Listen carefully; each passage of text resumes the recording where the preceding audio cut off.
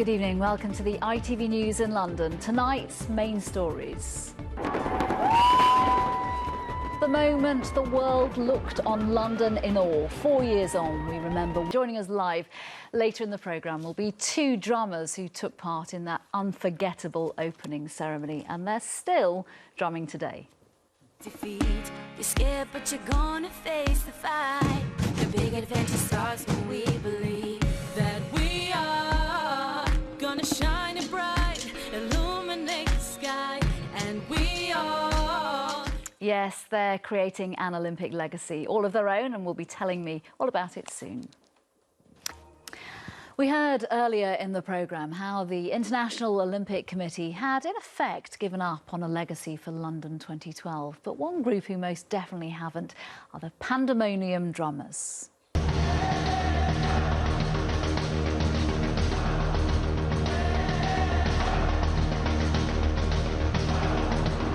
They were, of course, a big part of that incredible opening ceremony. But before we get their thoughts on that, 4 years on, they've just released a new single for the Teenage Cancer Trust called Champion in honour of the London Games. Let's have a listen.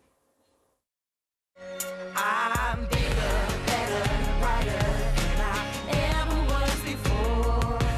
I'm harder, tougher, stronger than I ever was before. I am joined now by Denis Fernando, who wrote the song Champion, and fellow drummer Mary Impey. Thank you so much for joining me. Denis, if I can start with you, that song celebrates London 2012. Does it feel like 4 years ago you were drumming in the stadium? I think that moment's going to remain timeless for us. I think when we hear the music, when we talk about it, even when we're wearing our ceremony costumes as we are right now, it just comes flooding back. It was such an impressionable moment for us. Mary, it is an understatement to say it must have been the biggest and best gig of your entire life. Oh, absolutely. Once you've played an audience of 9 billion, there's not much that's going to top that, is there? But the things that we've done since have all been in their way just as exciting. They've all been very different. We are very interactive performers, and we love doing small gigs, big gigs, all sorts of things. So our experience since the ceremony has been incredibly enriching and a very transformational process for many of us. We've learned so many new skills, not just drumming, so many new skills that we've taken into the rest of our lives. You met in the May before the Olympic ceremony and you rehearsed from there. Did you ever expect that this would continue, and some of you, about 10% of the 900 drummers, would continue to be gigging 4 years later and releasing singles for charity? Absolutely not. I mean, you have to remember that back then, before the opening ceremony, the atmosphere was very different around the Olympics, and people were not sure whether it was going to be a good thing. There was quite a lot of questioning around it, and so we were just sort of in love with what we'd seen. When the role was revealed that we were going to be drumming to the Industrial Revolution sequence, we just fell in love with it. And you had a second role, because it wasn't just the drumming that we've just seen a glimpse of, but that awesome moment when we saw for the first time the Olympic cauldron. You guys had a quick costume change, yes, and we were were there. We were there because once we'd finished our drumming, we'd rush off and change into our athlete marshal outfit and go back and marshal all these athletes, world-class athletes, you know, Usain Bolt, Mo Farah, the British Olympic team.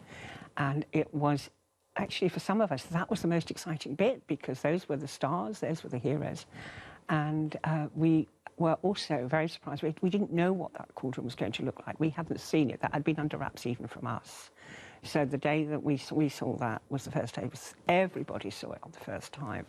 So it was very, very exciting. Very briefly, how nervous were you on the night, especially perhaps in comparison to Danny Boyle? I think that we were very lucky in that there was so much support for us. See, we literally had Rick from Underworld in our ears just before we started drumming. I'll never forget. As you do. Saying, I'm with you, I'm with all of you. And that gave a lot of confidence to people who'd never done anything like this before. Before you go, you've talked about inspirational athletes and the brilliant Danny Boyle. The single is dedicated to somebody extremely important and close to your hearts. Tell me about that. Yes, the single's dedicated to Stephen Sutton, MBE, who's this amazing young man man that we met a year before he passed away from cancer, and he had this amazing bucket list. He wanted to drum in a stadium. He wanted to do everything that a young man of his age would want to do, but times 10. And he just absolutely inspired us with his absolute lust for life. And so when it came to the idea of a champion, we could think of no one better to dedicate it to than to him. Absolutely not. Well, good luck with the single. Great to meet you both, and continue drumming. It's been absolutely fantastic to meet you and remember what we all felt like on that night. Thank you so much, Denis and Mary. Thank you. Thank you.